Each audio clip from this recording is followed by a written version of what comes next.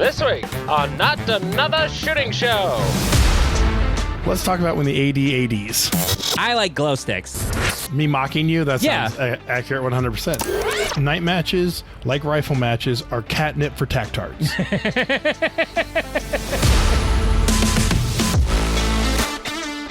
He's Jeff King. I'm Andy Erickson. This is Not Another Shooting Show. We go to Lafayette, Louisiana, where apparently a construction worker accidentally shot himself in the hand and leg while in his vehicle at Lafayette High School. God, I hope he was like trying to take that Reddit selfie that they post on RCCW all the time. Yes. And I hope it ended up on Idiots with Guns on Reddit instead. It probably won't, though. Lafayette police say warrants have been requested for the man, accusing him of illegal discharge of a weapon and possession of a firearm in a gun-free zone. Lafayette Parish School System officials say he was parked, quote, in a secured area near the construction site that affords no access to the school, and at no point were students in any danger.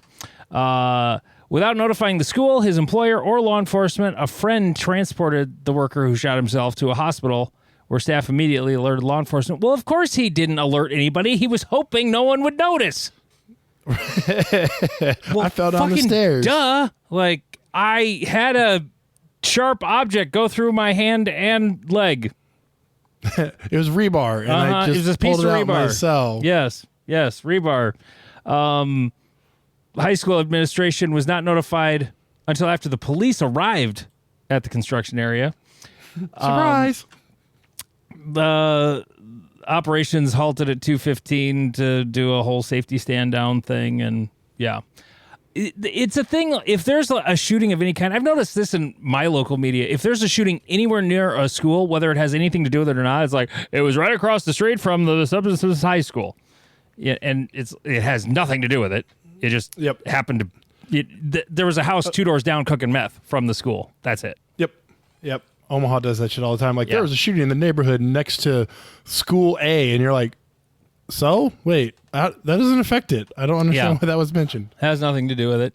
Let's see. That is the wrong article. I have another story, but this is the video version of it, and that doesn't help me because the first time we recorded this show... yes, we were sabotaged by the Paracast. We were sabotaged by the Paracast. Oh, and this website wants me to disable my ad blocker. Fuck you, WHAS. There was another... this was a student in the parking lot of a school that shot himself. There wasn't a whole lot of information about it anyway. It was just sort of, we're still awaiting details, and this was like a week ago. So, there's that. Yeah, this is the second time we are recording this episode.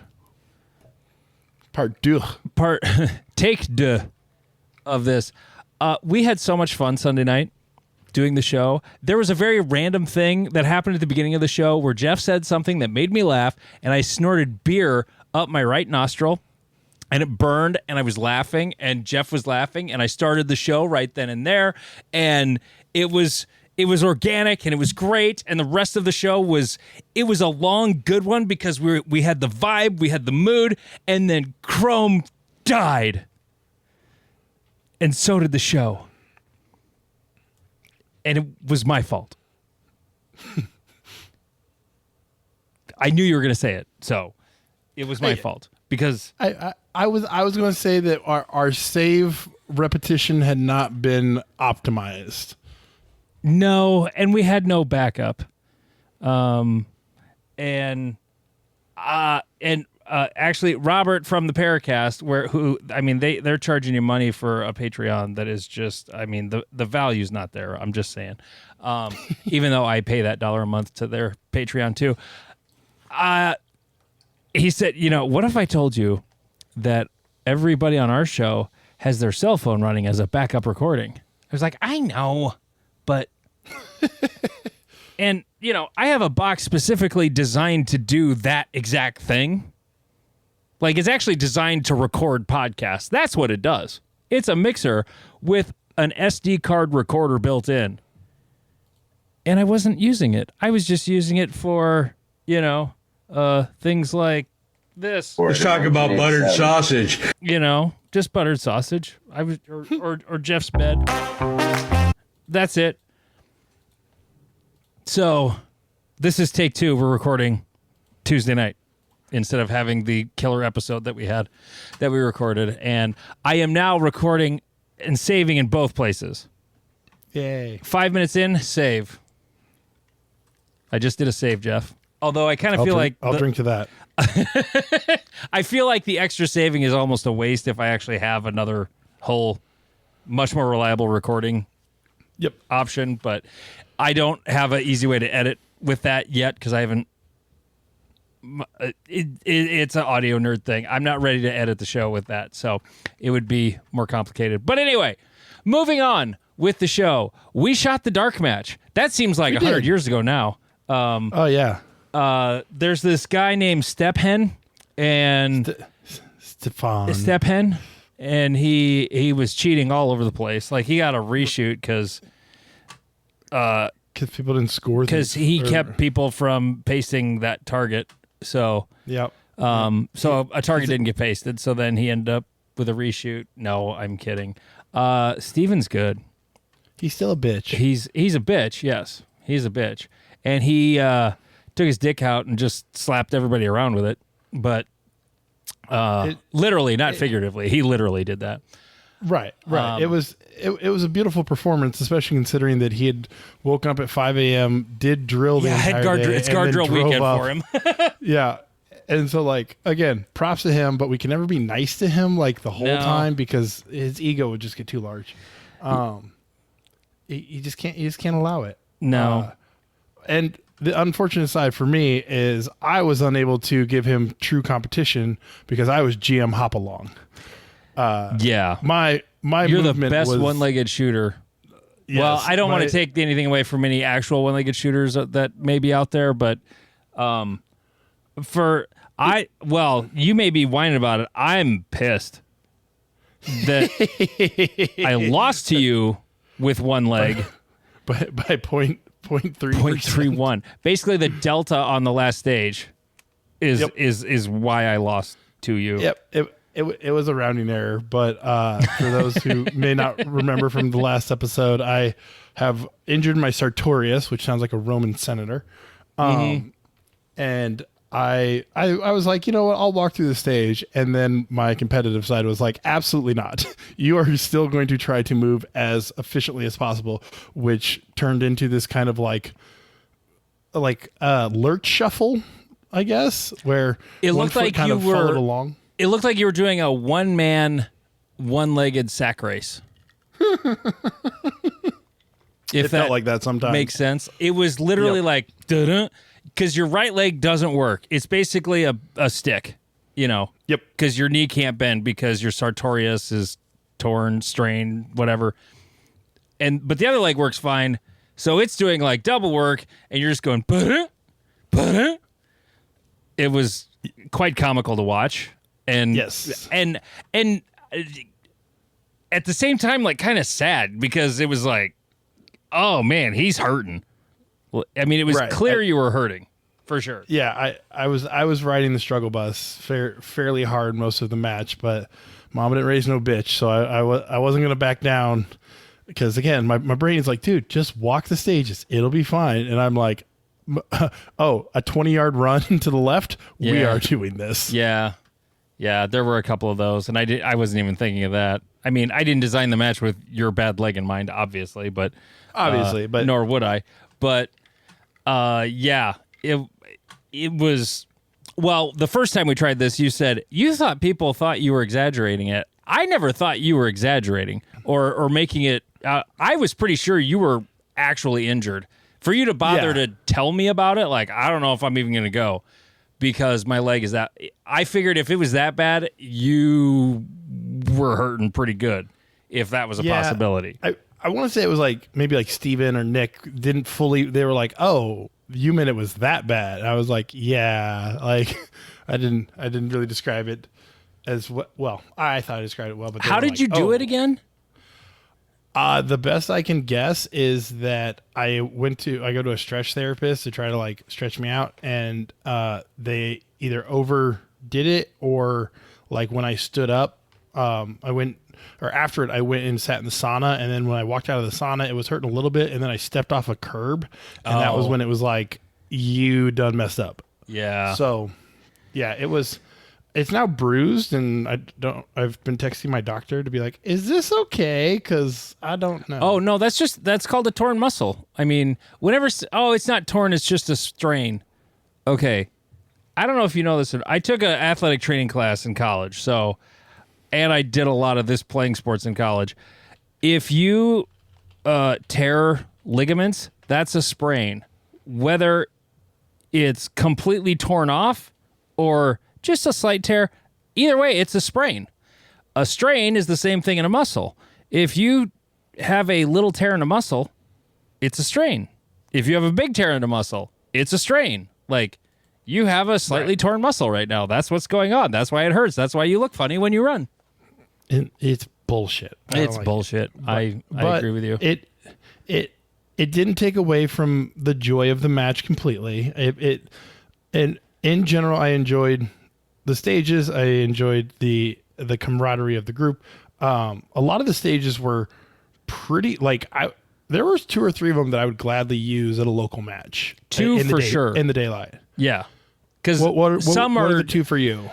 To me, bays 4 and 7 were the 2 best, I thought. And they would be fantastic in the daylight. 8 would be okay in the daylight if you adjusted the backlit target section. Yeah, I would change that section, maybe replace a few more of the papers with steel because I like having steel more. But like I thought it gave an interesting figure out how to make it a little more like reasonable to start other places because only the night vision boys started differently. Everyone who was using that was crazy. Like all the night vision guys started on the back left. Everybody else, as far as I know, started on the back right. Yep. So it did teach a very important lesson to our friend Heidi, who brought a Wish.com or Amazon.com light to It was to a the step match. above Wish. It was a step above Wish.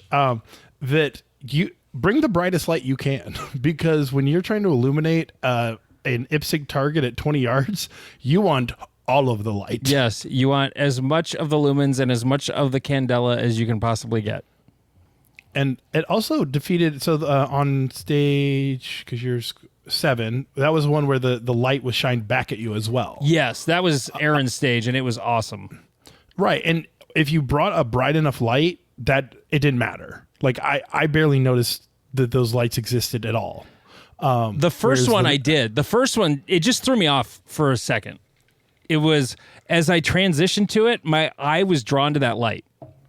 I knew it was there. I knew it was going to happen. Yep. It was still just this minor distraction for a second.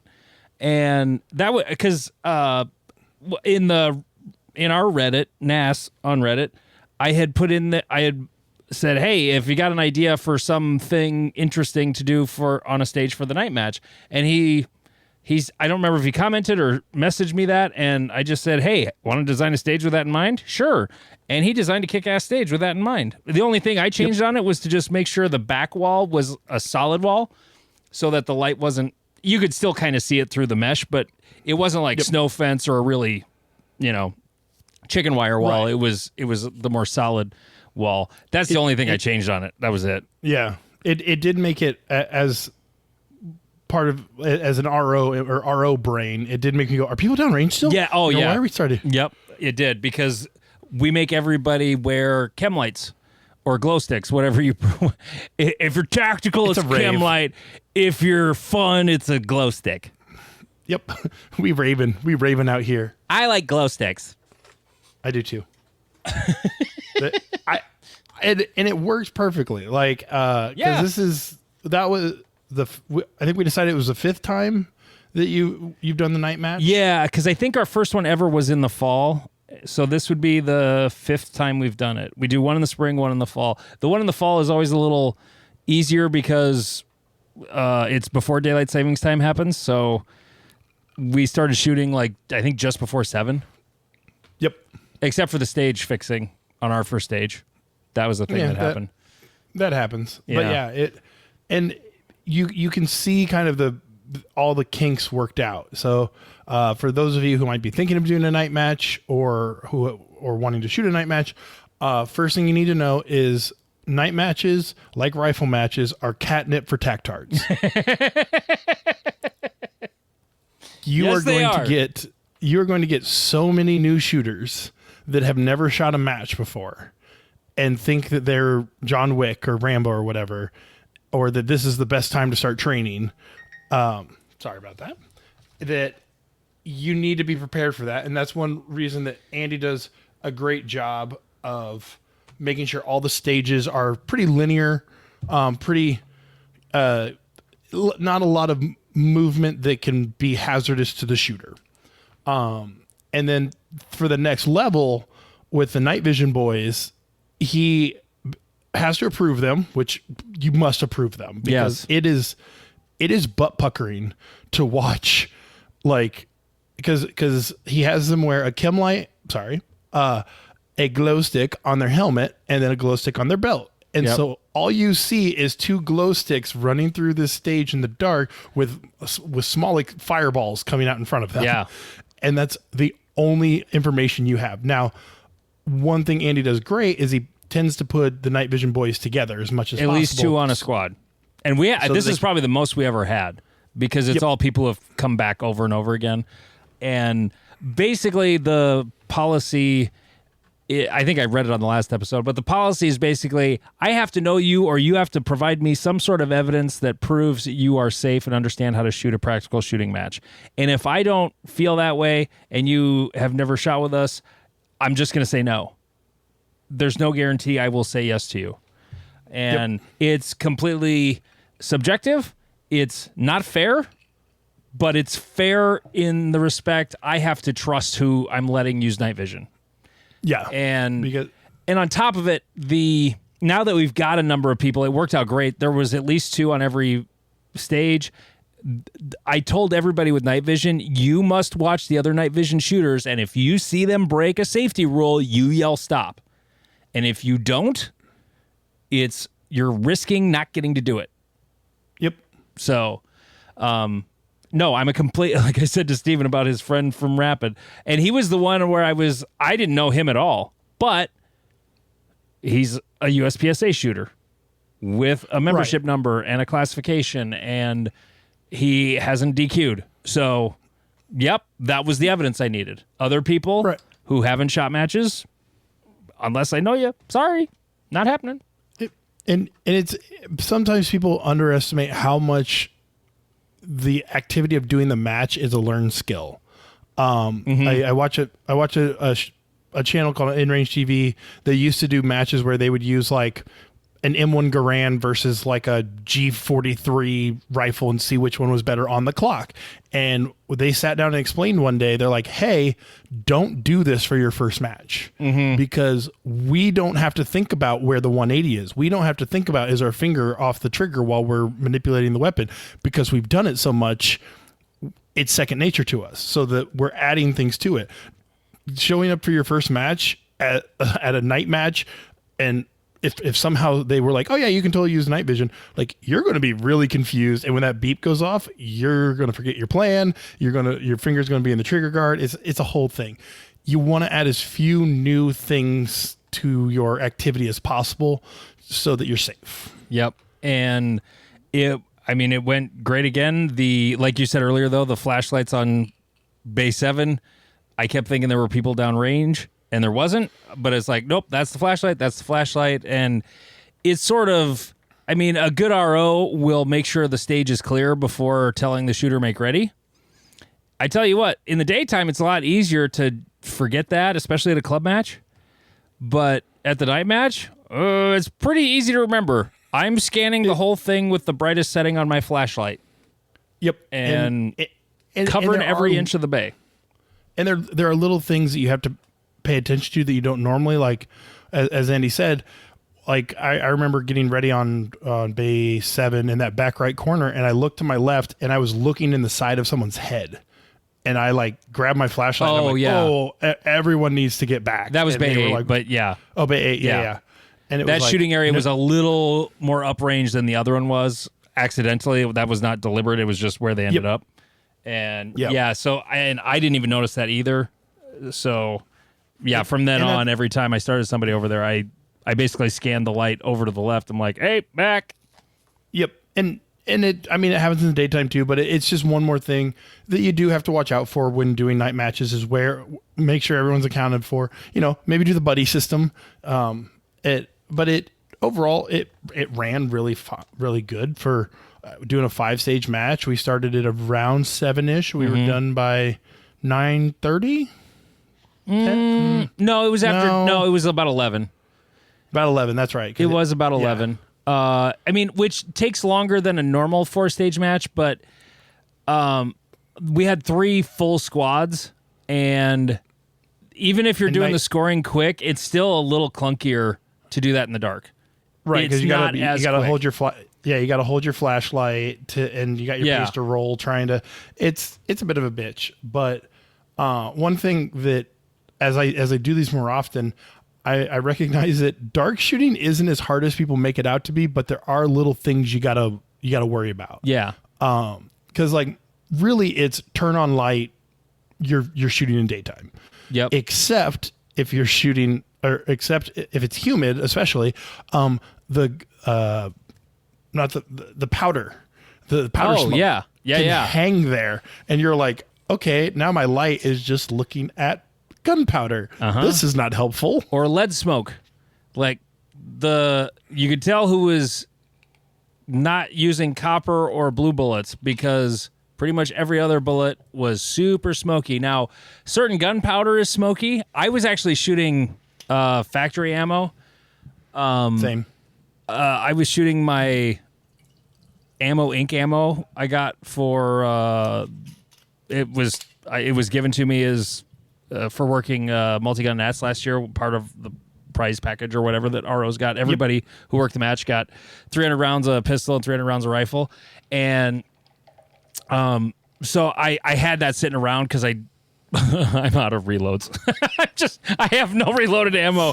I was just out, and I had I didn't have enough to shoot the match loaded up. So I was like, well, I've got 300 rounds of that. I'll take 200 of that to the match and get my Glock zeroed, which, by the way, it was like, I said in the Instagram post, it was 6 inches off. It was more like 8 to 10 inches straight left. That was the only adjustment I made, was bringing it back to the right. But there's a lot of smoke, and the light lights up the smoke. You'll see that in the morning if it's kind of humid, or if the sun is low when the match starts. In the middle of summer, the sun's already kind of high by 8 o'clock in the morning.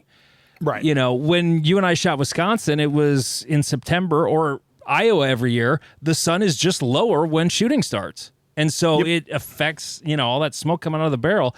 Well, now it's all the time when you're shooting at night because you have the sun right behind the barrel lighting up all the smoke on every shot. Yep. And that's the thing. If you're shooting a dot, full brightness all the time. Yep. Like full brightness all the time because it will wash out on your dot. Yep. When your flashlight lights up the target, your dot will disappear if it's not full bright.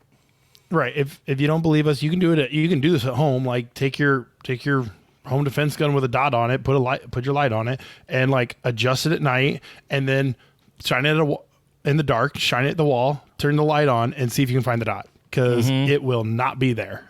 It basically, like Andy said, it needs to be either at the top or like the second to the highest level. Maybe back it off one. Mine's not full bright because I'm occluding. Still, even in the night match, I got electrical tape on my SRO. But so it doesn't have to be as bright in that case, but it still has to be pretty bright, or you just you don't see it. But yeah, it's super fun. The stage of the mover, that was the other stage that was really good. The thing, it was the stage I designed, but I didn't design it as well as I thought I did. Every time I design a really good stage, I don't know it's that good until people come up to me and go, that was a really good stage. I really like that. Or I realize there are people shooting it was a relatively small stage. That bay is pretty small. But when I saw the 3 different plans people were shooting, I was like, oh, I never considered people would go left of that wall. Yep. I thought everybody would go down the shooting area. I had one wall that was just there to keep people from shooting the 2 low targets on the left. That's really all it was there for. Right. What I never thought they would do, because there was 2 targets on the right that disappeared rather quickly. There was one in the back left. You could shoot either down there or from the back. I shot it from the back. That was the 3rd target I shot. And then there were 2 low ones about 5 yards away that were like bop, bop, bop, bop. And then you would lose them all at about that point. What I didn't think about was the speedy little shits were going to go around the left side of that wall and charge that far left target that I said was the 3rd one I shot. And then they would work. Then there was a port wall that had 2 targets. You had to shoot from there. There was a bobber. It was the only activator of the whole match. You had to shoot that. You could shoot that bobber from the port, or you could shoot it from the end of the shooting area. And then there was another wall sort of keeping you from shooting everything from just the back of the stage. And like Steven, Nick, did you go straight up the shooting area, or did you go around the left? I went to the left because I for how hobbled I was, I thought it would be less movement oriented. Because the middle section was easier, I felt. I knew I couldn't keep up with Steven because he shot it before me. I'm like, okay, he shot it in like 11:08 or something like that. Yep. I can't run that fast. I'm not going to be able to shoot it that fast. So I decided I'm going to go against the grain. I'm going to go against what everybody's doing, what all the cool kids are doing. But I'm going to shoot the whole time. I had one little pause of shooting when I was in between the back and the front, and I shot everything pretty much on the move, and I missed the activator popper on the first shot, made it up on the second shot, cost me about, I don't know, I didn't measure it or anything, but it's somewhere between 6 and 8/10 of a second probably. And that was basically the difference in my time and Steven's, because I shot it in like 11:89 and his was like around 11:10, something like that. His points are still better, so he still would have got me, but that just goes to show, like, shoot it to your strengths, not what everybody's doing. Yep. If there's something you do well, you should do it that way.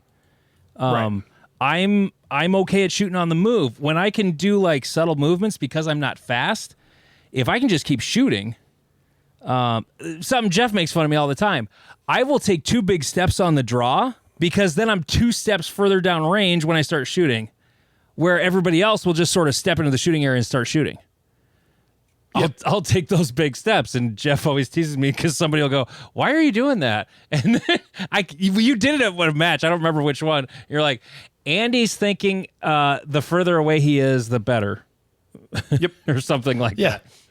I mean, that sounds like me mocking you. That sounds accurate 100%. Yeah. Yeah. Well, and I got to experience that with my inability to like move fast. Yeah, now you know what it's like to shoot a stage with Andy's fat ass.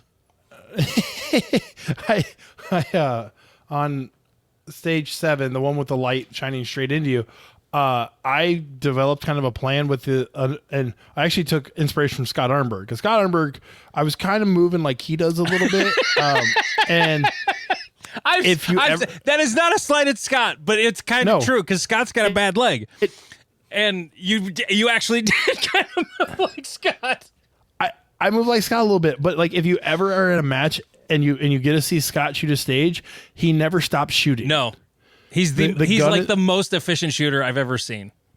Right. So like that was what I was trying to channel. So like on that stage, I was able to be like basically the gun was up and shooting for all of the time except for like 3 seconds because there were like 2 separate shooting boxes you had to get to, but like there was never a moment that I was like, all right, I'm not shooting this. Like I took 3 poppers on the move because it was like shuffle step shoot, shuffle step shoot, shuffle step shoot, because I was stable enough to take them while also, and that was the stage that I shot within like 98% of Steven, and who was running fast as shit because he's a fast little bugger.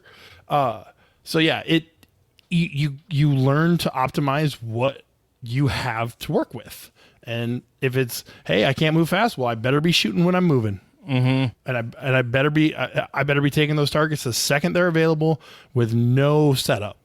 I'll also say this. Shooting a Glock is harder than shooting a TAC Sport Orange. Drink. Shocking, I tell you. I mean, I still shot it.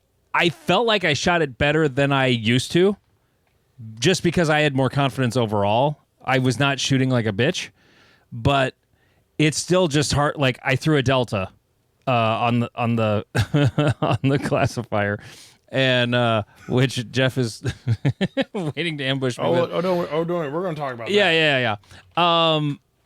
It's just, it just doesn't come back to the same spot it was as easily. I have to make sure it's back. I have to be very diligent with my grip to get it to come back.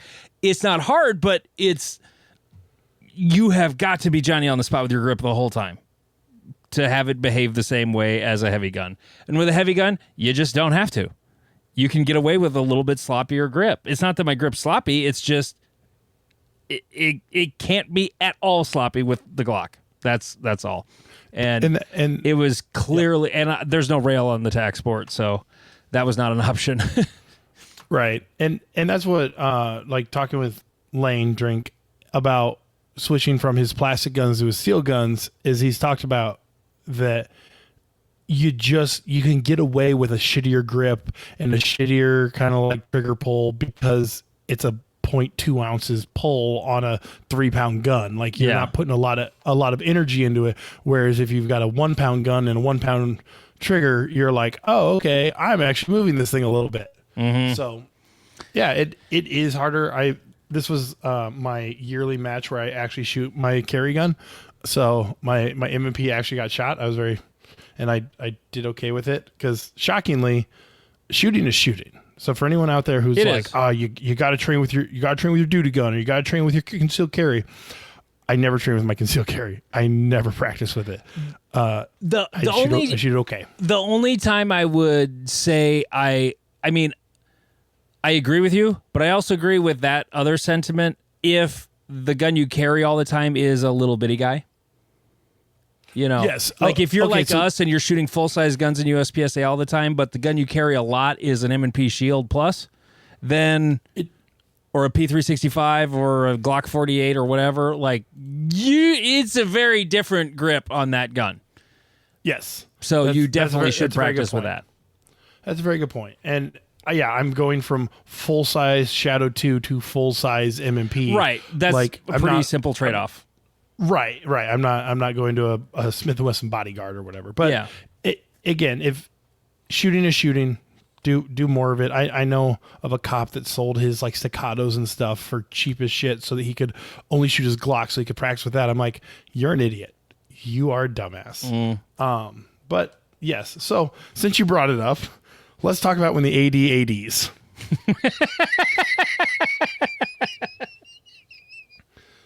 So the beauty of this moment was that it was foretold during the match meeting.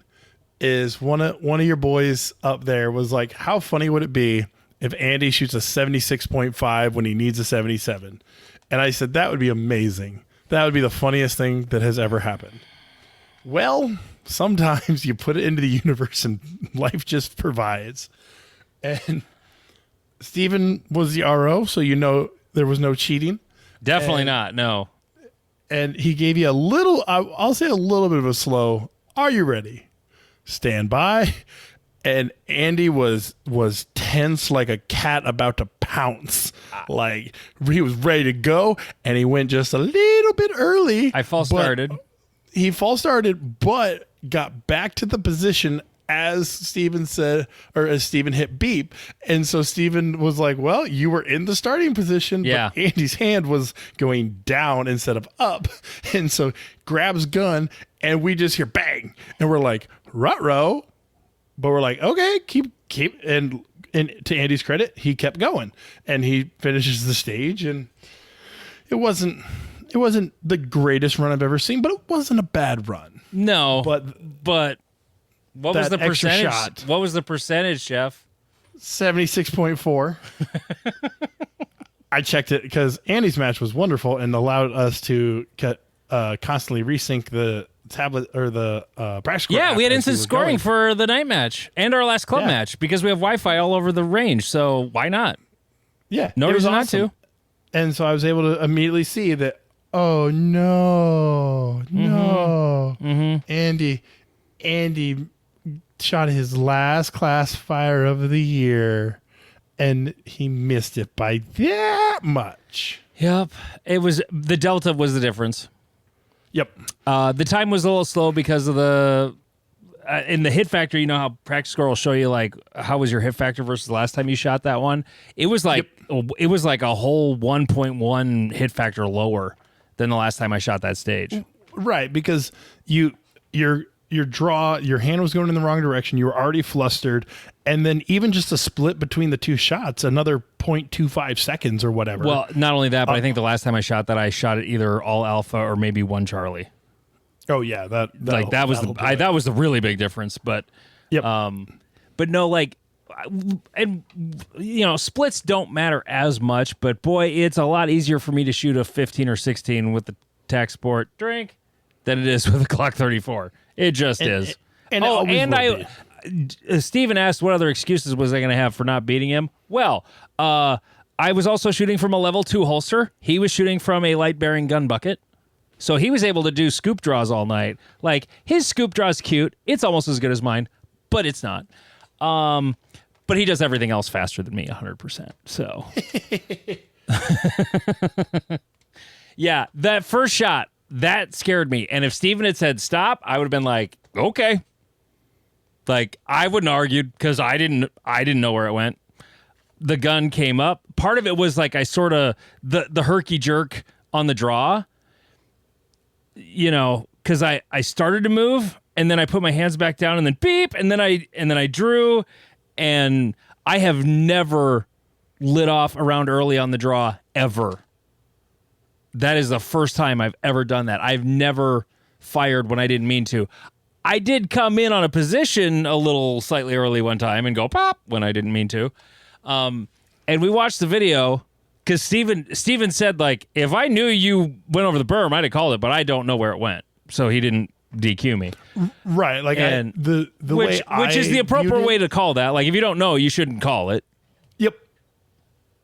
But I was glad he didn't. But right. From the corner, it was like, huh, that looks sketchy. Yep. But, you know, it was downrange-ish. And well, it was definitely downrange, but no one was sure if it was, you know, was it in the dirt? Was it over the berm? Did it go into the berm? And somebody goes, well, there's video of it. I think before Nick even gave it the phone back to me, he was like rolling through it to see where it was. And the gun was slightly above flat when it went off. So, and the back berm in that bay, and it's a short bay too. So I'm 99.99% confident it went into the back berm. And did not go over the. But like I said, if he had, I want everybody to understand this too. This was not like a buddy call. I would DQ Steven or Jeff or any one of my really good friends in shooting in a heartbeat if I thought they DQ'd. I would not ever let any of them by with that. And I believe they're all the same way. And this was not a buddy call. This was I mean, first off, it was in the dark, and, you know, I mean, that stage was lit up, though, so he could kind of see what was going on, but, you know, are you looking at the gun every single second when somebody's shooting? No, you're right. Not. Not every single second.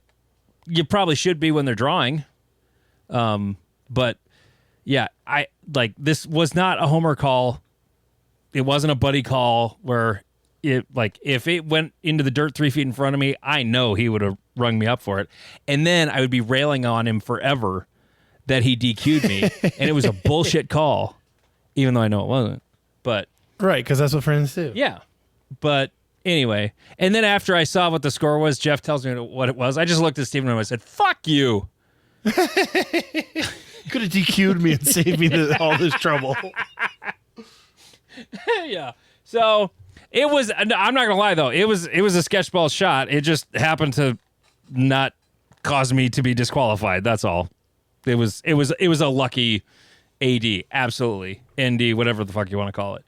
The other thing that was a little weird. The vibe was a little different because it's dark, and I don't know if this has been this way before, but it just early on, people weren't just like talking and, jibber jabbering or talking shit or goofing around quite the same because it's dark. I'm not sure who this person is. I think there was a level of seriousness to the match that you wouldn't see at like a daytime match because you're like, who are these people? What's going? Like it's not who are these people? Like I can't tell that's Heidi. It's the only woman at the match. Right. I couldn't tell it was a woman standing next to me. Right. Well, and like it's like being at your first match. Like you're watching everybody. Like what's going on? Like what are these people going to do something weird? Like it's really like adapting to a new situation. But also, I think part of it might be that it was 4 different groups put together. Because like you had the Omaha crew, but then you had Steven's buddies. Oh, you mean like on our squad? Yeah. And so it's like you had Omaha crew, Steven's buddies, your boys, and then a couple extra guys that like I've never seen before. And so it's kind of one of those. We've all had that new guy try to talk shit way too early. Yeah. When he starts, I felt like it was kind of that like storming that all groups kind of have, where you're like, I don't know this guy, so I don't know if I can give him this shit yet. Because you don't want to be that guy because you've seen that guy like, ha ha ha, white paster, and you're like, bro, you ain't part of this. Like, you don't get to say white paster yet. Oh, that reminds me. I don't remember who it was, but out of convenience, I wanted to yell white paster because it was a target all the way in the back on our first stage. And I didn't do it because I didn't want to be that dickhole who goes, "We need a white paster!" Right. Because you weren't sure. And it wasn't you or Steven, because if it was, I totally would have done it. But 100%. It was somebody else.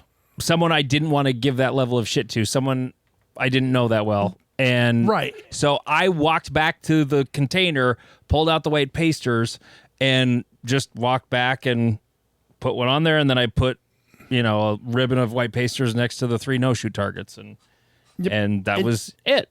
So right, and so part of it, again, new groups. I'm actually not used to squads talking shit. If you ever are unfortunate enough to end up on super squads, whether they be local super squads, regional super squads, or like the super squad, they don't talk shit to each other. They are focused. They are focused. And it's boring. Like it sucks. No one wants to, like, you can't talk to them 3 shooters before they shoot. You can't talk to them 2 shooters after they shoot. And it's a whole thing. But like it is fun when you are like, when I was in a match in Colorado, like I ended up in their kind of super squad because there was like 3 GMs and a bunch of M's and whatever. And they never stopped talking shit. Like even during the make ready, which you're like, holy crap. And so I'm kind of more used to that vibe, so I didn't actually feel any weird vibe. I know you really well. I know Steven pretty well, and like Nick was giving Steven shit during Make Ready. I don't know Steven well enough to give him shit during Make Ready. Right. I'm not gonna lie. Because I spend way too much time around Lane drink. My butt puckers a little bit when he does that. I'm like, are you really still talking to him? Because like he might get mad. Because again, there's the famous video of Lane drink telling everyone to shut the fuck up as he was making ready to try for his like 4th GM at an all classifier match, and we're like, bro, you're already like a multi-time GM. Like you're good, bud. You're good. So I don't know. Different clubs, different people, different times. Yeah. Okay. So I'm all done with classifiers. I'm not going to chase them. I said this at the match. Yeah. Like I'm not, somebody's like, hey, Andy, you going to have another match next weekend so you can try and go for master again since you choked? No, I'm not going to shoot another match this year. I'm done. Good for you. Except I might this weekend. Oh, damn. So this is 100% coincidental. 100%. So Sunday. It's a coincidence. I swear to God. I'm sitting in church on Sunday, and whoever was running sound had no idea that all of the microphones were coming out of the monitors on stage and bouncing off the wall, not coming out of the actual speakers. So everybody sounds like everybody's Charlie Brown's teacher in church. So I'm bored, and I'm on my phone. And Bruce because he's Catholic and goes to church on Saturday, he sends me a text. He's like, "Hey, did you make M?" And I sent him the video of my classifier, and no. And he replies, "Ooh, that first shot was kind of spicy." And if you know Bruce, you know exactly how he would have said it. And no, I did not. He's like, "Does that mean you're going to come out to our match this weekend to try and make it?" Funny you should say that. I had no idea that Prairie Thunder was doing another match in Spearfish next weekend. But I did know that we are going to my nephew's football game at Black Hill State University, my alma mater, in Spearfish next weekend. So Nice. I'm 80% going to shoot it unless my wife tells me, no, I want to go home. That's basically what it comes down to. Or if she doesn't end up going, then definitely I'll shoot the match. But Right. yeah, so I I said that, like, I don't know why I say anything. Because when I put it out in the universe, there's just going to be something happen that's going to make me have to eat crow over it. You know? Yeah. Like, all I got to do is shoot a 77%. I've been on a roll. Like, how hard is that to just shoot a 77% on a classifier? That's not fucking hard. Right. You know, even though I'm going to shoot a completely different gun than I've been shooting all year. Yeah, this is going to be fine. No problem. Yeah. So I'm just going to quit saying things. Yep, that's why I don't talk shit so much, because I remember I was making fun of a dude at Des Moines because he mic'd the target on a stage. I'm like, oh, haha, like da da da, and literally Mike threw 2 mics on that stage, and he goes, oh, what was that? And I'm like, I'm never talking shit again. Mm-hmm. Yeah. So what was this? You gave options at a match? Oh, I decided to stay. So this was going back to a conversation we had the last time, was over unintentional consequences or unintentional options. Oh, on a stage. Yeah. When designing a stage, this goes back to the conversation we actually just had on Andy's Bay 4, where he was like, I designed it this way. I never anticipated someone going this way. Never try to guess the ways people are going to shoot something. No. Just put a stage on the ground and let the human mind do weird shit. Yeah. I put together a stage. It was supposed to be a carbon copy of a national stage that Nils posted. And it landed nothing like it looked nothing at all like the stage whatsoever.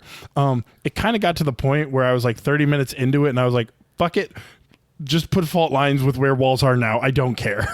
And then it became its own stage. And there were 5 different stage plans on my squad alone. And so I'm like, oh, I put options in this stage. And it was literally just like a giant box with like 3 required shooting positions and a few kind of like, yeah, you can go here and shoot this, I guess, if you want. Like, it's kind of a dumb option, but yeah, some people took it. So for the aspiring stage builder, don't be, if you hear the Joel Parks of the world who are like options, we need every option, don't try to put them in there. Yeah. Just build a stage and let the world come to it. They're not wrong. Like, stages with lots of options are really fun, because that's like, honestly, that's the most fun part of USPSA for me, is the plan. Like, what is the best way for me to shoot this stage? And what? It stresses me out. Oh, it doesn't stress me out. I just pick one and I'm just going to go with it. But I also love it though when I see someone else do something else. Like, actually, I think I stole my stage plan from Aaron. I was planning on going forward the whole time, but I wasn't planning on shooting it the way he did. I wasn't going to shoot the bobber from the port. And I think he was the first person that he went forward and shot the bobber through the port. But it didn't work out for him because when he went to the bobber, it was not there. And so then he had to wait for another cycle, and it cost him a couple of seconds. I went to that port going, okay, if I see the bobber, I'm going to shoot both of the paper targets that are available. If I don't see the bobber, I'm shooting one target, and then I'm going to the bobber. and I hung Alpha Charlie on it, and it worked. So I mean, putting contingencies in a stage plan is usually dangerous, except for movers like that. Well, and as you become more experienced, contingencies just kind of become you can handle more information, kind of like what I talked about last time with my where I ran up to the gun and I meant to grab a mag off of one barrel and I ended up grabbing it off another barrel. I was like, oh, okay, this is what we're doing. And completely redid my stage plan as I was doing it because I had already walked through the stage plan when I was trying to be like, do I go this way? Do I go this way? Da, da, da, da. So it was like, oh shit, we're doing this. And that kind of comes from experience, is just being like, oh, well, do the thing here and let's keep going. Yeah. But like Jeff said, if you're designing stages, do not try to plan all of the options you think people are going to take. Because every time I've tried to do that, they just turn out to be dumb options. Like, yeah, it's an option, but it's a dumb one. The only time I ever did it where I knew it was going to open up a bunch of options was the 100-yard range or stage at not 100-yard stage, but it's in our 100-yard range.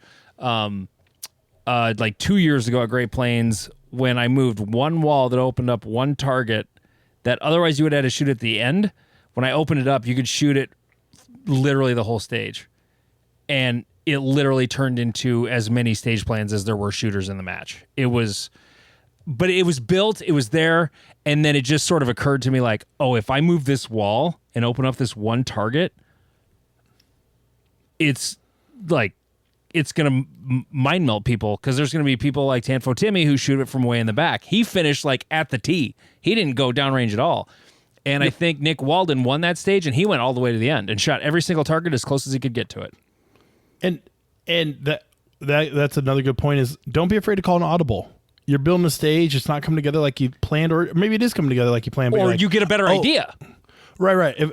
And listen to other people. If someone walks up and goes, hey, maybe you should kick this over here, listen to them, because they may like a revolver shooter, a production shooter, an open shooter, a PCC shooter, and a CO shooter all see the stage a different way.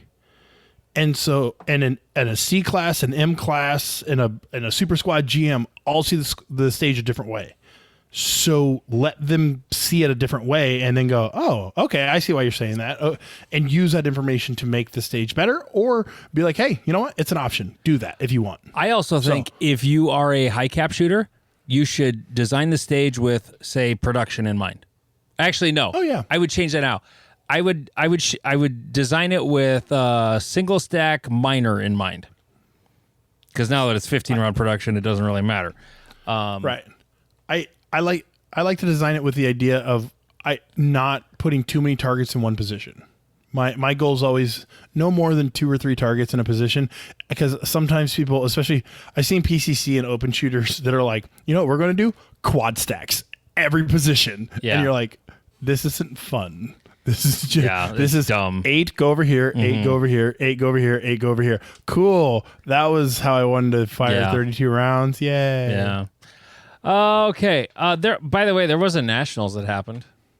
Oh, yeah. Nationals, Open PCC Nationals happened, and Christian Seiler and his, what is he, a hippopotamus? Is that what he is?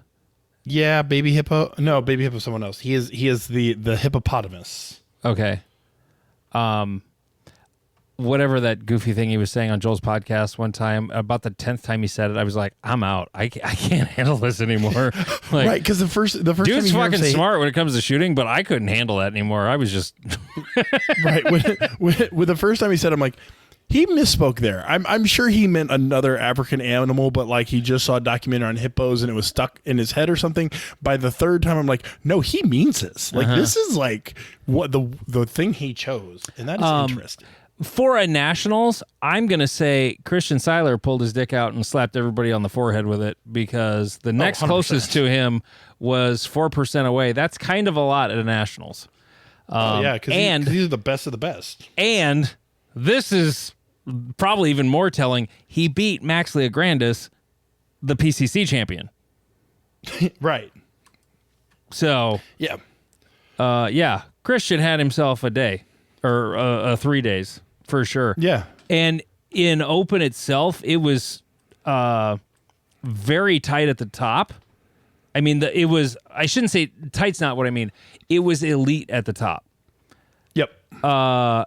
If you were a GM, and first off, only GMs shot over 90% in this match, but only the top 6 shot over 90%. Right. It was an impressive display for sure, because for only 6 people to shoot even within 10% of Christian is remarkable, because the next, let's see, the next 40 people shot within between 80 and 90%. So that's a lot of people to stack up in that 10%, but Christian is just so dominant. I think I saw on his Instagram that this was his 5th national title, maybe 6th national title. I don't know if that counts as CO wins or if that was just all of his open wins. I think it's weird that his open gun runs fine, but his CO gun won't run. Right? He did post a picture of his Shadow 2 collection. He has 12 of them. I'm like, damn. But so a quick rundown for the top 3 for open. It's Christian Seiler, of course, was our winner. John Vlieger. Yep. He came in second with 96%, and Aaron Edens from the Army Marksmanship Unit came with 93.5%. He rounded out the top 3 on open, and then our PCC champions are Max Leograndis, followed by Brian Nelson and Josh Froelich. Okay, Lena was there. I was listening to the Hit Factor podcast yesterday, and they were talking about Lena has been shooting the Flux Raider, the SIG Flux Raider. Well, it's not SIG's Flux Raider, but it's the SIG Raider, slide. They have a SKU of it. They have a deal and they're doing it, and she's been shooting that, and which I find incredibly interesting because Troy didn't want to allow it, and there was actually an article in the last USPSA magazine, which I didn't. I mean, I got it, but I didn't read it. Because no one does. Troy had written in there how, stuff like the Flux Raider is not allowed. It was before the board voted no on his ruling. So he wrote it, had to give it to Jake for publication, and then the board voted no on the ruling. So there's a correction that had to be put into the newsletter or whatever. But it's no. And here's another interesting thing. Just today, I was listening to the latest, I can't think of his name. The James Reese books. Jack Carr, the former Navy SEAL novelist guy. His books are great. They're so fun. He actually basically gives an ad for the SIG Flux Raider in the book, in his latest book. He does that a lot with SIG because they sponsor his podcast. So there's a lot of ads that I find kind of annoying in his novels. It's mildly gross. He took a drink of Hendrick's gin while holding his Coca-Cola in his right hand. You know what I noticed in this new book? He's not talking about Black Rifle Coffee anymore. He's talking about some other coffee. I don't remember what it is, but it's not Black Rifle Coffee. It was Black Rifle Coffee for the last 5 books. We will pander to anyone who pays us. Yeah. I'm just throwing that out there. Throw us some money. I mean, I will start drinking Black Rifle Coffee for as much as you know. We swear too much, Jeff.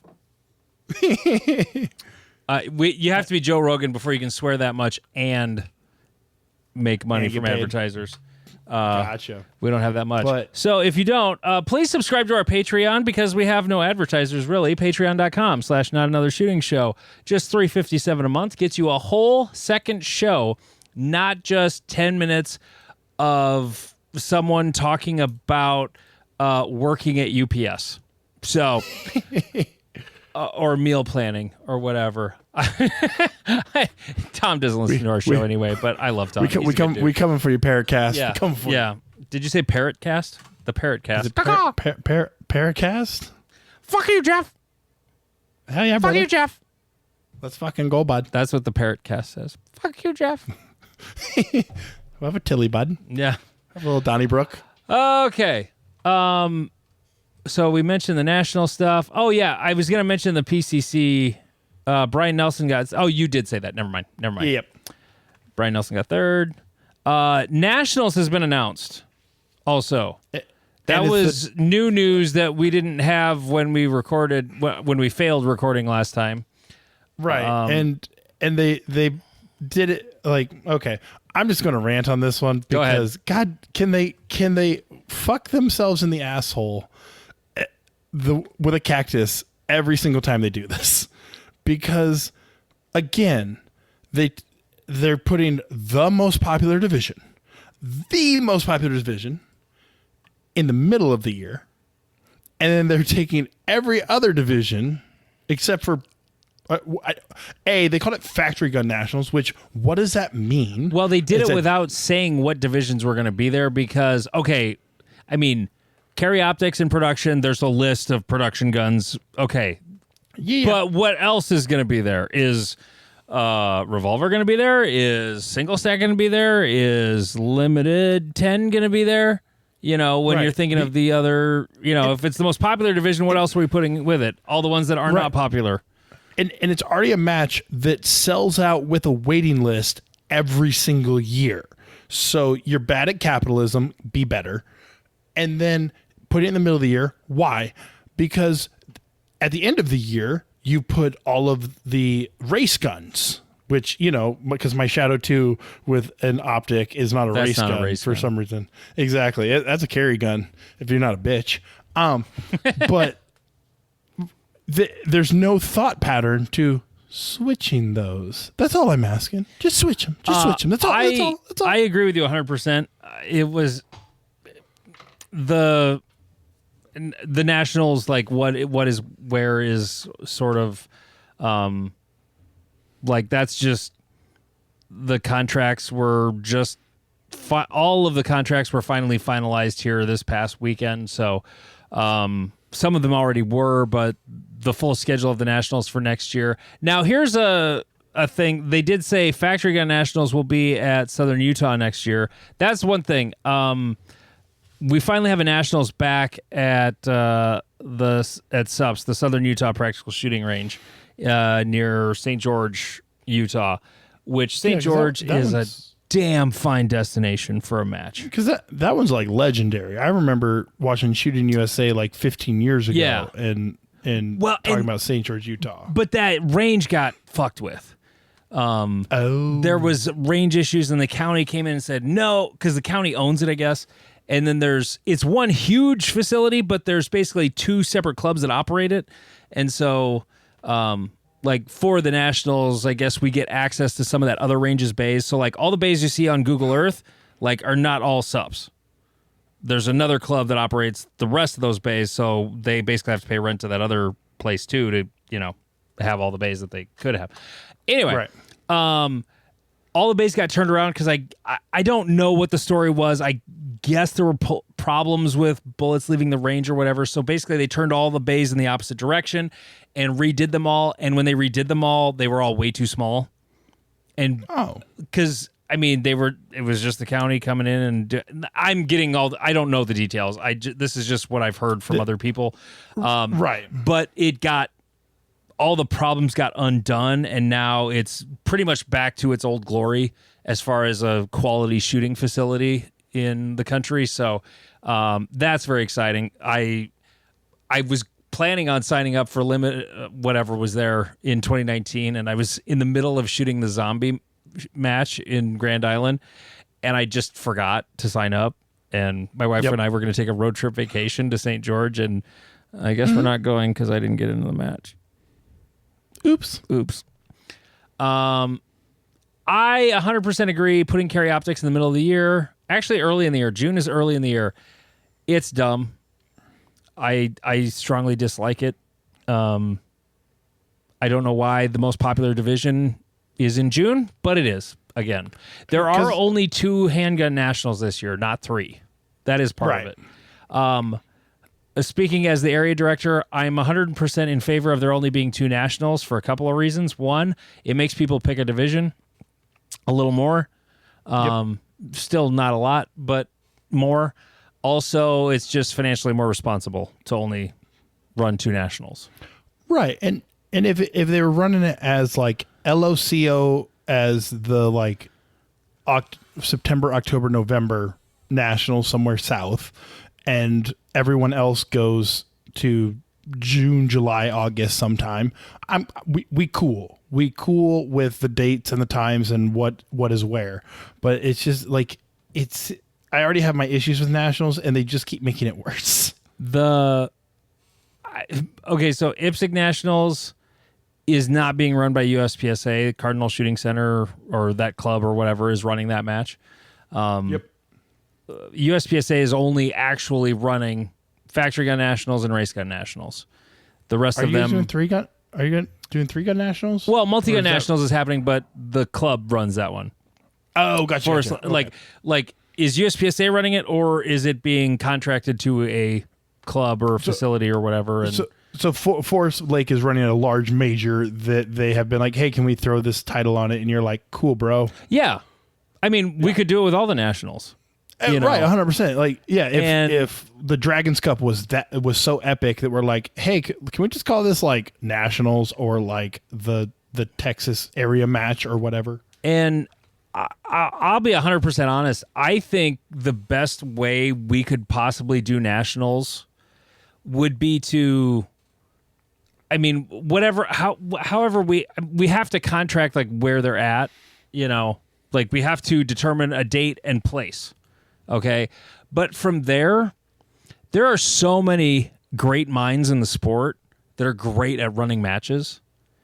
And this last CO Nats that was at Cardinal, I can't think of the guy's name, Todd Holmes.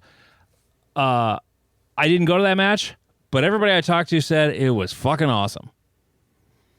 And like it was the kind of match they always wished nationals would be. Yeah. And to me, that just says maybe we don't need to be running nationals. Right. Maybe, and when I say running nationals, I mean the match director. Yep. I think the match director, we hand someone, here's the budget, okay? Here's the budget. Make it good. Right. And I think overall, nationals would be better if that was the model. Like, people apply to do it. Right. We've run 3 like Dragons Cup. We've run 3 epic matches. Our 4th one we want to be nationals, and you're like, hell yeah, brother. Yeah. You done killed it. You're going to kill it a 4th year. Let's go. But wasn't Dragons Cup like in some weird hole in the wall in Texas? It wasn't Odessa, Texas. Yeah, and that's like West Texas. Right, but the range did well. Again, their stage design got a little too Area 3 style because it was like 12 32 round stages and then like a couple extra other stages that weren't 32 rounds. 12 32 round stages and 2 short courses just so we could say we had short courses. Correct. But all of them were pretty good. I was miserable because it was actually freezing the day, and I was like, I'm in Texas. I'm not going to pack for cold weather, and so I had a sweatshirt, and it was like 34 degrees with like 20-mile-an-hour gusts, and I was like, this is miserable. I hate this. By the way, I know we have a lot of listeners in Texas because the analytics tells me we do. I'm not trying to talk shade on Texas. That whole like, isn't that West Texas? That's my brother-in-law entering my brain because he grew up in Texas and went to Texas A&M, and so he's like, West Texas. I have no strong opinion on Texas. I've been to Dallas a couple of times. I thought it was wonderful. I mean, me and Lane were flying in, and his response was, Iraq was less desolate than Odessa, Texas. So it was interesting. Yeah, but so is frost-proof Florida. And, correct. And Talladega, Alabama. 100%. But Dragons Cup, they had a full catered award ceremony at the main match hotel with an after hour or an after party drink session. Like, it was a very fun time. I enjoyed my time. The stages were good. I support Dragons Cup in general. I don't know that I'll go again, but it was a good time. I highly recommend it. So again, going back to nationals, there is a larger, well, like one of my issues is there's a larger discussion is what does nationals mean? Are we looking for the best people in their best division? Are we trying to have all the best people shoot every division? Are we letting everybody in? Like, if you talk to Todd or any of the guys who shoot Steel Challenge, they'll tell you that getting into Steel Challenge Nationals is basically like everyone sitting on their computer on January 1st going refresh. It's like buying concert tickets. Right. And they're like, cool, all these D-class shooters took all the spots from the GMs. Yay. I guess this is the Nationals. So yeah, there's conversations around like what we should do with Nationals. But the one thing I think most people can agree on, our most popular division should be the first Nationals of the year. Yes, it should be the last one. Let people warm up with their production guns and their open guns and their PCC and blah, blah, blah. And then finish the year shooting the most popular division that everyone shoots. Yeah, I have no... I can't tell you why that is. It just... It is what it is. And as far as that goes, that's just up to whoever is scheduling the Nationals, because the president is supposed to be in charge of it, but like I'm trying to think of I think it's based on Yeeman's original presentation, like these divisions were going to be here and these were going to be there, and I think that's why they are where they are. It's just what he put in the presentation when the 2 handgun national matches were proposed, as opposed to 3. I'm going to throw a wild audible out there. I'm talking crazy, as Joel would say. Swap factory gun and IPSC. Yeah. Day wise, yes. Or I mean, they're both a Cardinal. Just swap them. Right. Or swap the factory and race gun and just literally switch them. Oh, switch the divisions that are there. Right. Literally no other change. Just no other change whatsoever. Just switch. There is, I'm not going to name names, but there is a open and limited, like if open and limited are there, it's in limited optics, basically if it involves 2011s, it's like, we care more about this. That's a thing I have sensed being on the board, is that if it's a 2011 division, we care more about it than if it's not. Because it's easy to tell a sponsor, hey, we got one dude to buy your $7,000 gun. Like, yeah, I get it. I'm a capitalist at heart. I get you. I get you completely. The 2011s are really easy to sell, and the premium difference between them and like a Glockenspiel, fantastic. Yeah. Okay. We have. Let's jump over to the Reddit. Reddit.com. I could go on and on about USPSA bullshit, but like I said before, or actually no, I think I said it on the episode of Manny Talk Shooting that I'm not throwing shade because we did the same damn thing. He lost the audio file of me and him recording. So that's why it hasn't posted yet. He sent me a message the day after we had our episode Go to Jesus on Sunday, and he's like, I am so embarrassed. I lost the file. I was like, that's funny. Chrome crashed, and we lost our whole show the other day, which reminds me I should save again. I'm going to be very confused about getting all the right files into the show this week. Okay. So, I'm in the wrong spot. We're going back to the super thread. Yeah. There was a couple questions left. Yep, a couple questions left over. One that kind of goes straight into what we were just talking about. Why can't we just combine LO and CO? Okay.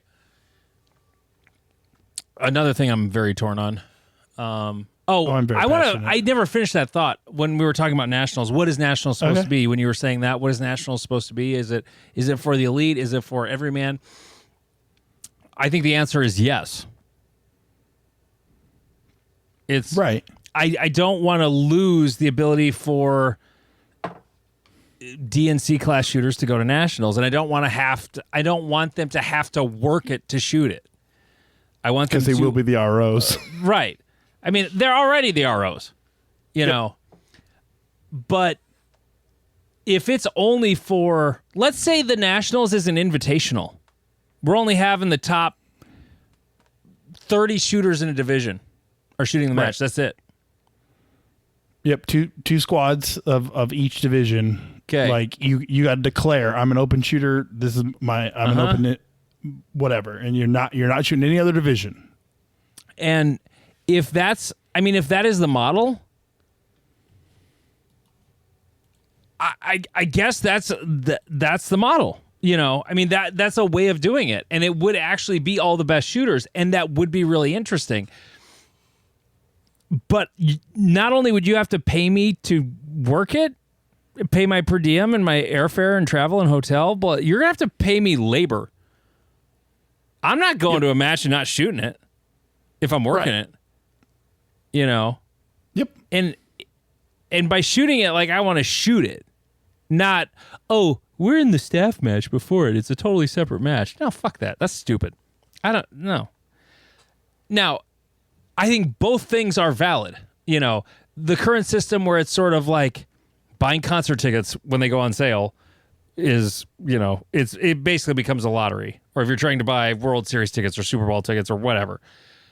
Right. That is annoying. And there is already a mechanism in place with the slot system to get you the slot if you earn it.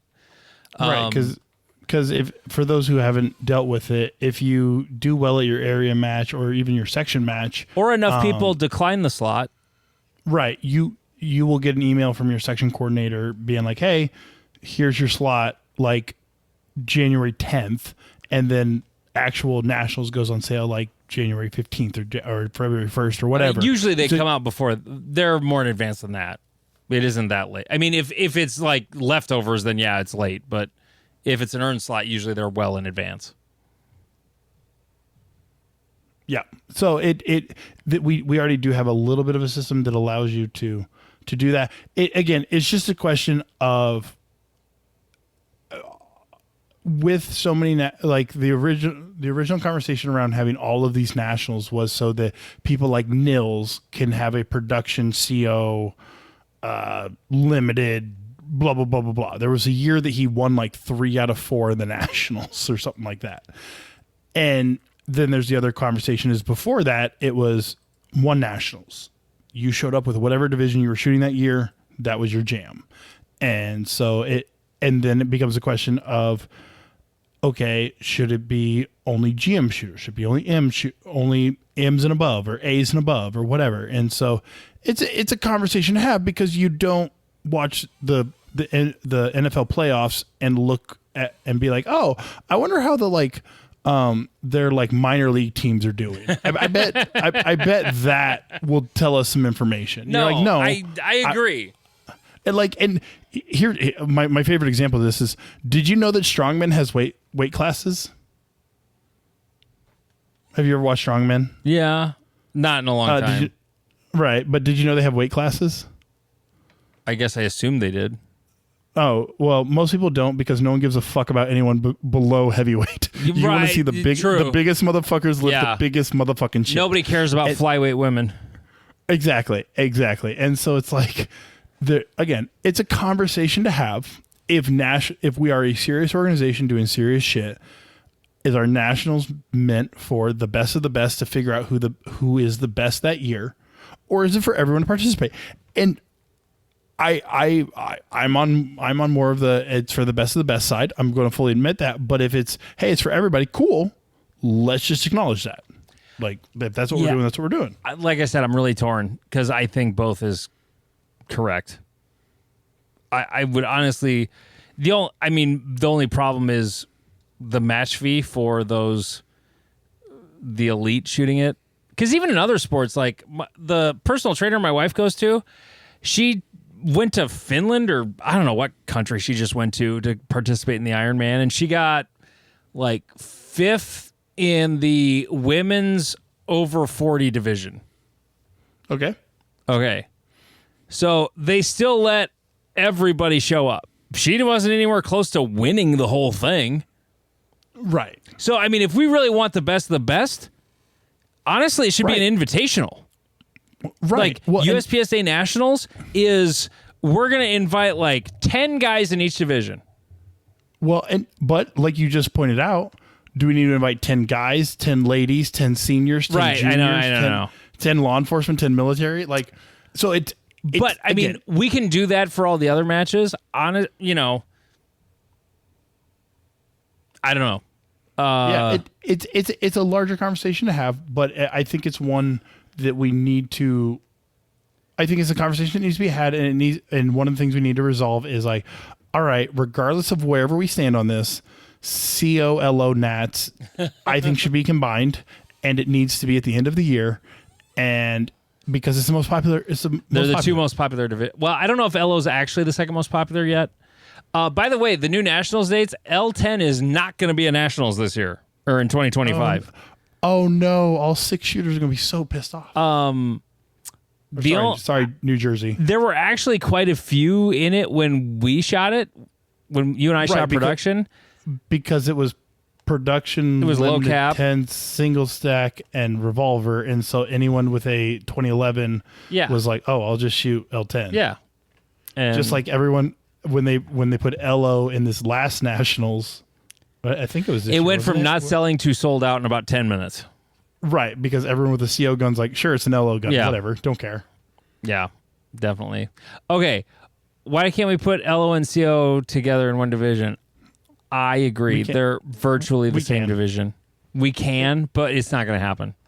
It's not going to happen. One of the questions is, which direction do you go?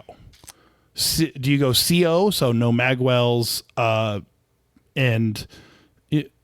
really that's the biggest thing, is you just make CO where you can flip your safety on, but no magwells, or do you go LO? And thumb rests, because CO still can have thumb rests. Anyways, there's thumb rests in both divisions. Fuck it. Right. I'm not butthurt at all. Or do you go L? Basically, do you want a magwell or not? That's literally the only conversation. Because my Shadow 2, after my first shot, is single action. It is. I own a Tac Sport Orange drink and a Shadow 2. I would rather shoot that Tac Sport all day long and twice on Sunday. Like, it's not even close for me. It's not. It really isn't. The limited gun I own is a better gun. Objectively better. Oh, I forgot to bring that for you to shoot on fucking last Sunday. God damn it. I was a little butthurt, but I was. Well, I had to put my backup Glock in the bag. I know. Fuck. Someday. Here's what I hear from members in Area 3 a lot. Most of what I hear mostly, the number one response when it comes to the COLO thing, because like me as like a sportsman, like what I would like to see for the sport would be for them to be very two distinct divisions, or I would just put single action guns into CO. Either option is fine with me. But here's the problem. History has fucked this whole thing up. So if Carry Optics had been production with a dot, we wouldn't be having this conversation. This would have never been a conversation. But somebody, I don't know if it was Foley or if it was Troy, was like, hey, let's put 140 millimeter mags in Carry Optics. Right. That is where this went sideways. And correct. But now it went sideways there. Then when limited optics was introduced, now instead of just like, had I been on the board at the time, I would have been like, no. We put single action guns into Carry Optics. And when the argument came back that, but we don't have any single action guns on the production list. So quit using the fucking production list for Carry Optics. This is a very simple solution. If we're changing equipment rules, we're changing equipment rules. All we have to do is get rid of the fucking list. This is very simple. But no. No, we still have the list. So then limited optics gets introduced. So now we have these two divisions that are about 2% different, and it's fucking dumb. But we're stuck with them. And everybody who emails me says, just leave them as they are, because we're already invested in both. And you know what? Yep. Yeah. That's why they're going to stay the way they are. That's why. Right. Would I have preferred it to be carry optics 15 and limited optics? Of course. Like, that would have been ideal. But people had ideas, and they were dumb, and it fucked everything up. But, okay, so I'm going to push back slightly with two examples. One, I mean, both me and Andy were around when carry optics was a 10-round division. Guess what? No one fucking shot it. No one was shooting it then. No one fucking cared. I didn't even know I was around when it was a 10-round division. Yep. Because that was the last year was a 10-round division was the first year I shot USPSA, I think, in 2015. I was not even aware of it as a division. Right. Well, I started shooting in 2017, so I think it was 2017 or 2018. No, it was not a 10-round division anymore by then. I don't know. Maybe. I have no idea. Whatever. But like, there was a point where it was a 10-round division and no one fucking cared about it. They were like, this is fucking stupid. No one cares. But even when they expanded the magazines, it was still pretty slow to catch on. It took a second to catch on for sure, but it took caught like on 3 much years faster. to catch on. Yeah. But when it caught on, it fucking caught on. Right. And so now, to use an example of our modern day, so when Todd made the hit factor rule set, we had enhanced optics that has 140 millimeter mags and is basically LO, and we had I think it was production optics or it was there was enhanced optics and practical optics. Practical optics, that was what it was. Practical optics was 15 round mags, but CO guns with 15 round mags. I think you could even start fucking single action. I'm not 100% sure, but I think. Anyways, no one shoots fucking practical optics. No, I was like, everyone fucking talks about it. Yeah. This is the thing. Everyone's going to talk to you about like, oh, you know what you need? You need a rolling Glock only open division because everyone's going to shoot it. And you're like, are you? Well, no, I don't have a rolling Glock, and like I'm not going to buy one or invest in one, but I see them all the time. And you're like, then fuck off. It's funny you bring this up because when the whole revolver and optic thing comes up, and we have to vote on it, the surveys were overwhelmingly in favor of adding optics to revolver, but I'm going to vote against it.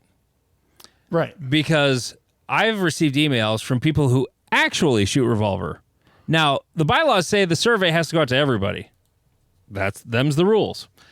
Right. But just because the survey says one thing doesn't mean I have to vote along with the survey.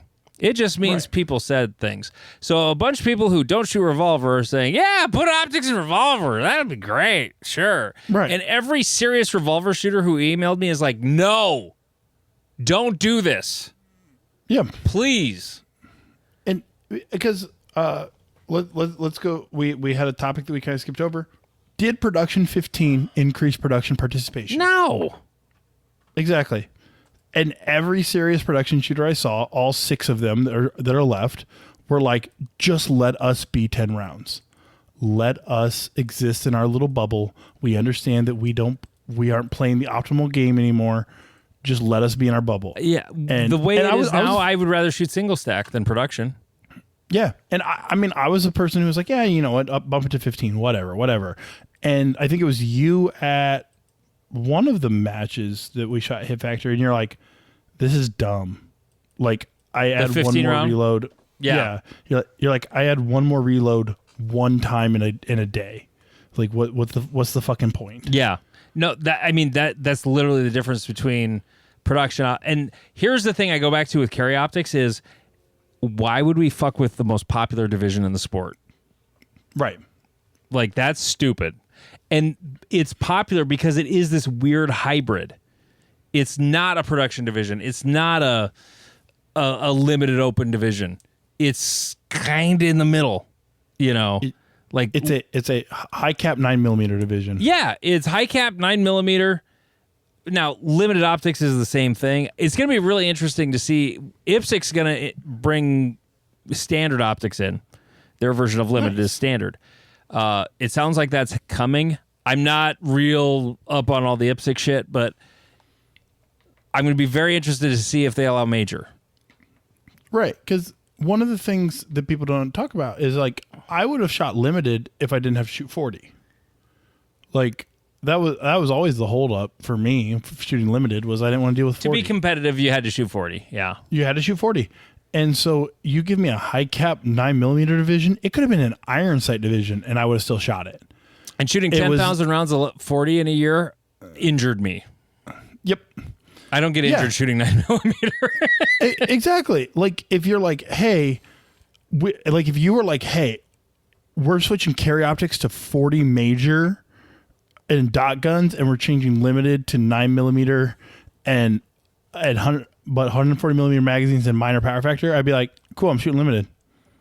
Like I'm not fucking shooting 40. Yeah. Like that's the key to it. Is it's a 9mm high cap division. I think the dot was good, but I don't even think that would have been like the game changer. If they would have come out, the capacity was the game changer. If there had been, say, a separate limited minor division introduced, I think it would have took off. I would think it would have blown up. It would have, it would have been the first division that blew up because it's like, oh, I can fill my gun. You know, when I first started shooting USPSA, nobody was shooting carry optics.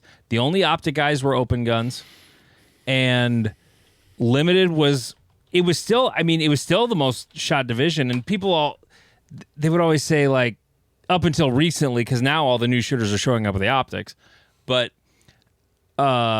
early, before that, the most popular division was limited, and limited minor is really popular. It's only popular because of brand new people. And they were using it like it was a statistic as if it was significant. No, those are new shooters. That's not people who care about the sport. Like, these are two different things. Like, it's a gateway of participation. Like, that's what I shot at first, was limited, because I had a Glock 17 and I didn't want to. Actually, my first match, I should have been bumped open because I was filling my mags to 17, but no one caught it. So I got away with it, even though I signed up for production. But after that, I learned, that's only a 10-round division. Okay, so I'll stop doing that. And you're right. If the capacity had been increased, that would have been the biggest factor by far. But so that was a long-winded way to say LO and CO are not going to get combined. Yep. So the only other question that we had within the super thread was, it's kind of a repeat, but last time we got the question, we didn't take it seriously. Is winter? Yeah, winter is coming. We didn't take your question seriously last time. We just fucked up. Shoo. So winter is coming, Jon Snow. What does your off season look like? Are you going to put the gun down for the entirety of it? What, anything in particular you want to make gains on over the winter? I don't want to make gains. I want to make losses. But I'm talking about body fat, not shooting ability. Yeah, brother. I am very, with the exception of, I'm gonna swear off beer for a while, because whenever we record a podcast, I always drink a couple whiskeys and a couple of beers, and all the alcohol basically is turned into sugar. So basically, every time we do a podcast, I intake a lot of carbs.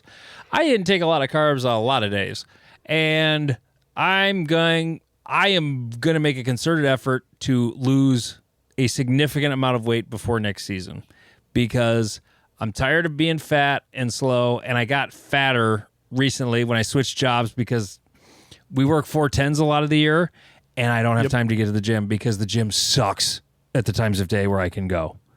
Correct. So, although I recently found out it's not bad after 7:30.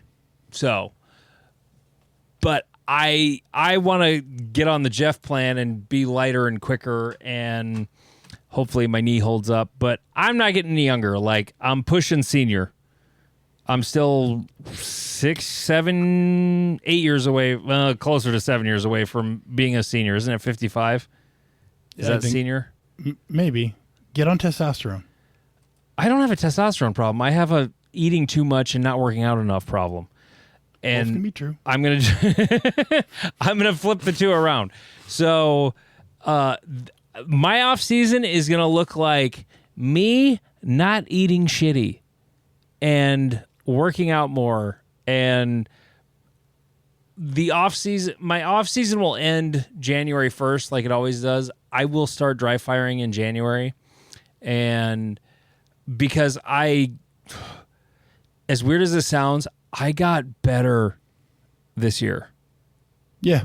Like, I got significantly better from a shooting aspect, but I got worse from a movement aspect. Yeah. The dry fire movement part is what I missed out on. That was what held me back a little bit this year. Switching guns with the skill I had acquired shooting Glocks for a long time. When I switched to a gun that was easy to shoot, it was like, holy shit, this is really easy to shoot. And all of a sudden, I didn't have more skill. It was the skill that was there all along. It was just the gun revealed it. And so my off season is going to be, first off, the weight loss part of this is starting immediately. The shooting part, after I maybe shoot this match in Spearfish on Sunday, after that, like, I'm not shooting any more matches this year. It'll be all hunting and December basically doing nothing but a couple of classes, and that'll be it. And then I'll get back into dry fire. I probably won't really do anything live fire wise outside of classes until at least March, because I live in South Dakota, and usually December through March there's snow on the ground, but global warming, and we haven't had we had a really light winter last year, but the winter before it was fucking awful. So you never know what we're gonna get here, but Right. I won't be outside shooting a pistol, that's for sure. So Right. Yeah. Those south of the Mason-Dixon line don't quite understand that. Yeah. Sometimes it's cold as shit here. yeah, Russell said that so- in a meeting one time. I was like, "Are you fucking how obtuse do you have to be to not understand that there are parts of the country that are like well below zero for months?"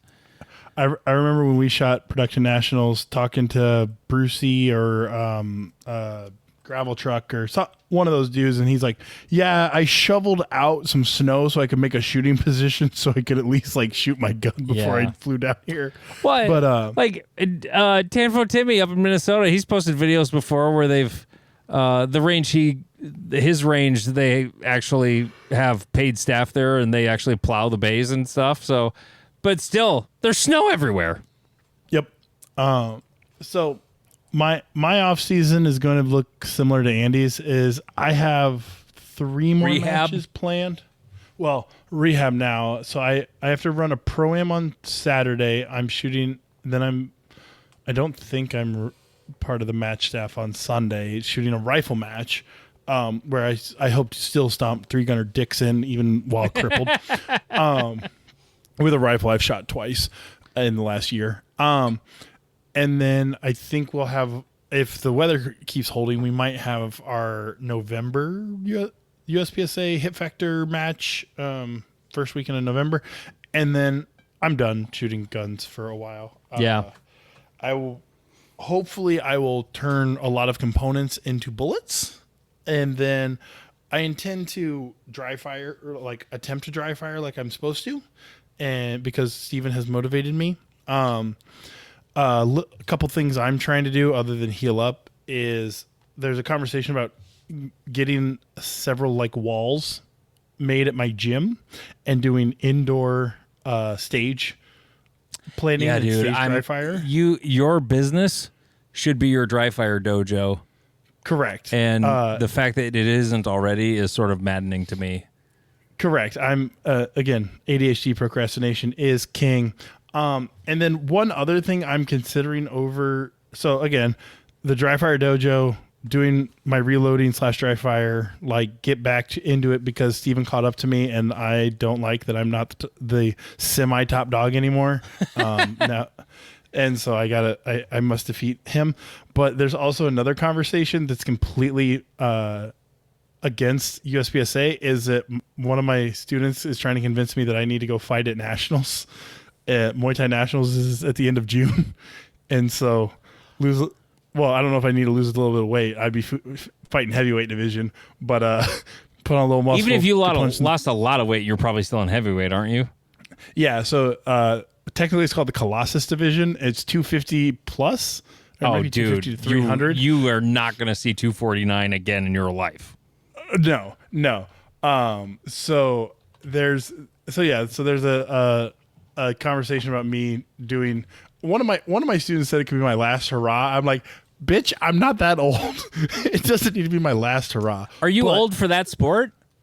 I'm not young for the sport. Well, So- clearly. Yeah, so I'm not a spring chicken, but there's people who fight into their senior division starts at 40. Yeah. Or 45 or something like that. So looking at last year's nationals, there was a guy who was 36 and he was the oldest one in my division. But yeah, so that might be what I'm doing, is getting punched in the face and trying to get in a little bit better shape if my body can hold up to it, as I say, with a strained sartorius muscle. And Rehab.